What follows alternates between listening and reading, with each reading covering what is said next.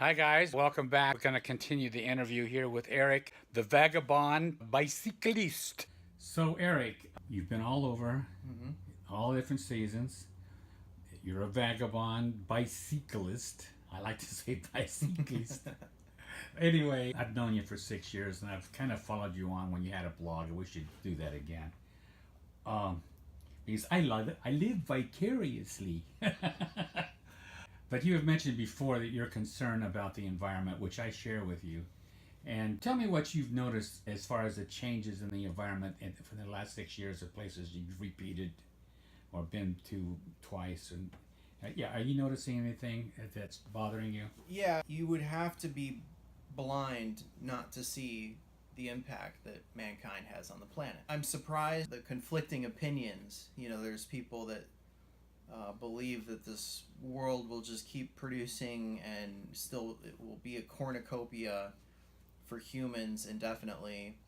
But in my travels, I've traveled over 15,000 miles and seen 100 yards in every direction over that path, and crossing the country pretty much from the Pacific coast to the Mississippi.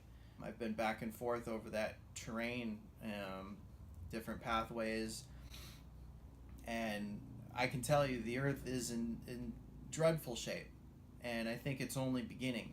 For instance, the first thing that I remember realizing was that we are using every square inch that is capable to be used for any kind of production through the I-90 corridor through southern Minnesota. And you'll see that the corn and soy has been plowed right up to abandoned houses where there used to be a small farm. The house is abandoned and the corn and soy is right up to the walls, and there's windmill in the distance. Between the road and the windmill, there's no extra space, which is something you definitely notice when you're looking for a place to camp. Besides the forests and BLM lands out west, anywhere that's good, there's settlement or a town or at least a residential neighborhood, and pushing out further and further into the forests. So like the carrying capacity, even with our technology, our glut of fossil fuels, we're up to the limit. We're always finding a new technology comes along that allows this species more resources, and we use it up. Is that one of the reasons you became a vagabond, is that you just wanted to connect with it before it was gone? Definitely, yeah. That's one of the biggest motivating factors was being out here, living in Oregon, for instance, and knowing that the forest is right out there, and I never get a chance to go see it.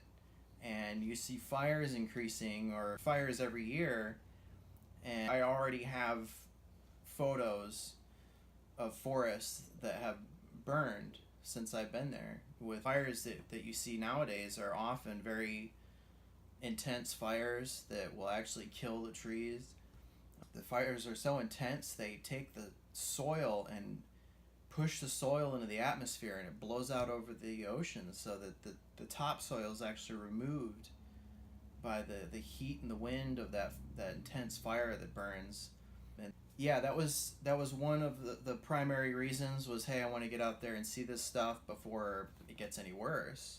And my impact is so small that it's kind of a freedom. It's a freedom from that stress and that anxiety that I think a lot of people feel. They wish they could do something.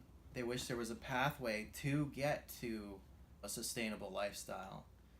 A tiny home, van dwellers, and this kind of thing is becoming more popular, I think, is people seeking a way to lessen their personal impact. Well, thanks.